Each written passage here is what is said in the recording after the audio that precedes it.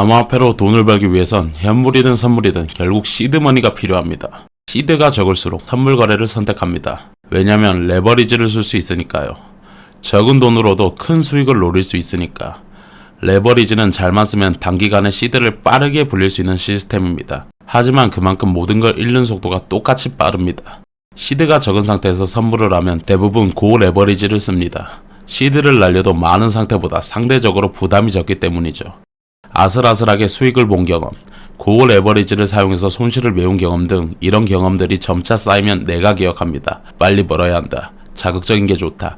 결국 선물 거래를 도박처럼 인식하게 되는 거죠. 문제는 시드가 나중에 많아져도 이 내구조는 그대로입니다. 그때도 우리는 느긋하고 복리적인 전략 대신 익숙한 방식, 즉 빠르고 자극적인 걸 또다시 찾게 됩니다. 그리고 결국 예전처럼 시드를 다 잃어버리게 됩니다. 그래서 오늘은 좀 다른 이야기입니다. 코인을 위한 돈이 아니라 돈을 위한 코인을 준비하는 사람이라면 꼭 필요한 이야기.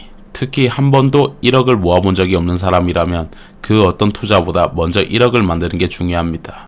왜일까요? 1억이 있어야 진짜 투자가 시작되기 때문입니다. 연수익률 7%만 잡아도 1년에 700만원, 10년이면 거의 2억 원이 가까이 됩니다. 여기서 중요한 건 이거예요. 돈이 돈을 벌고 그 돈이 또 돈을 벌기 시작하는 구조. 이게 바로 복리고 부자들이 실제로 쓰는 시스템입니다.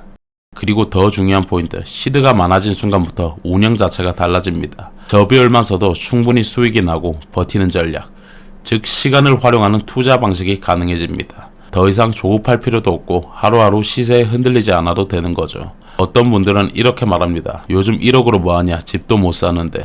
맞는 말입니다. 1억으로 집을 사긴 어렵죠. 하지만 저는 이렇게 말하고 싶습니다. 1억 만들기는 그 돈 자체보다 그 돈을 만들 수 있는 사람이 되는 과정을 배우는 것이라고요. 1억을 못 모은 사람은 10억도 잃기 쉽지만 1억을 만들어 본 사람은 10억도 만들 수 있습니다. 1억을 모으는 과정에서 소비 습관이 바뀌고 투자 기초가 생기고 자산을 운영하는 시야가 생깁니다. 이걸 익히면 훨씬 더 큰 돈을 다룰 수 있는 준비가 되는 겁니다. 그리고 그 다음부터는 돈이 나 대신 일하게 만드는 구조, 바로 복리 시스템으로 넘어가는 겁니다. 그럼 이제 구체적으로 어떻게 모을지 바로 실천 가능한 방법을 알려드리겠습니다. 돈을 모으기 전에 가장 먼저 해야 할 일이 있습니다.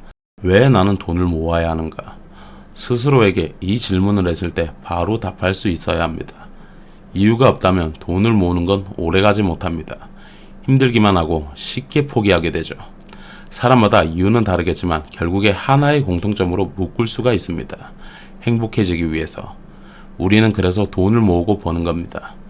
저는 어머니가 아프셨을 때 처음으로 돈이 없다는 게 이렇게 무력한 거구나 라는 걸 느꼈습니다. 요즘은 의학기술이 발전으로 웬만한 암은 상기에도 치료가 가능해졌습니다. 단 돈만 있다면요. 보험이 다 해결해 줄 줄 알았지만 현실은 달랐습니다.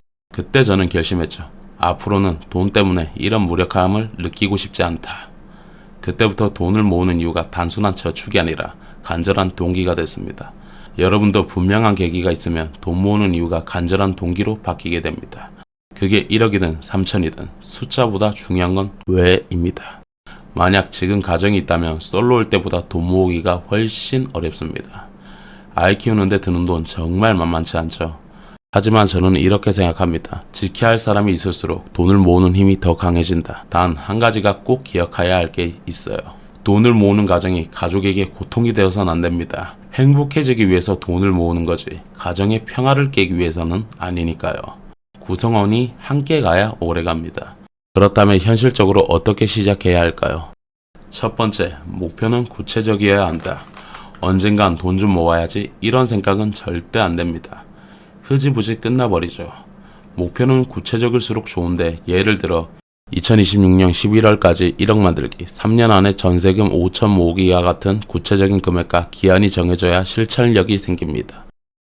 두 번째, 초반 동기부여가 살아있을 때 많이 모아라. 처음 1년이 정말 중요합니다. 처음에 잘 쌓으면 습관이 됩니다. 세 번째, 강제성이 필요하다. 의지로는 오래 못 간다. 인간은 시간이 지날수록 의지가 약해집니다. 그래서 시스템이 필요합니다.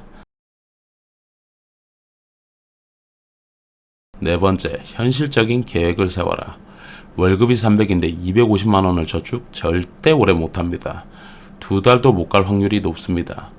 고정 지출을 먼저 체크하고 남는 돈 중 일정 비율부터 시작해보세요. 무작정 소비를 줄이기보다는 현재 지출 구조를 재설계하는 것이 핵심입니다. 5번째, 목표가 없다면 투자 자체를 목표로 삼아라. 내가 모은 돈을 일하게 만들 수 있을 때 진짜 자유에 가까워집니다.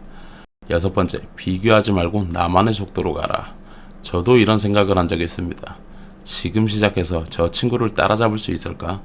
친구는 10년을 모았고 나는 이제 시작인데 부럽고 자책스럽고 솔직히 좀 한심하게 느껴졌습니다. 하지만 늦게 시작했기 때문에 더 절실해질 수 있습니다. 그리고 요즘은 돈 모으는 법, 재테크 정보, 시스템까지 예전보다 훨씬 쉽게 접근할 수 있습니다. 과거처럼 혼자 헤매지 않아도 됩니다. 1억 모으기는 인생을 바꾸는 경험이고 자유를 향한 입장권이며 돈을 지배하기 시작했다는 증거입니다. 지금 시작해도 늦지 않았습니다. 오히려 지금이 딱 시작하기 좋을 때입니다. 이 영상에 마음이 와닿았다면 좋아요와 구독으로 함께 해주세요. 여러분들의 댓글 하나하나가 다음 콘텐츠를 만드는 데 큰 힘이 됩니다.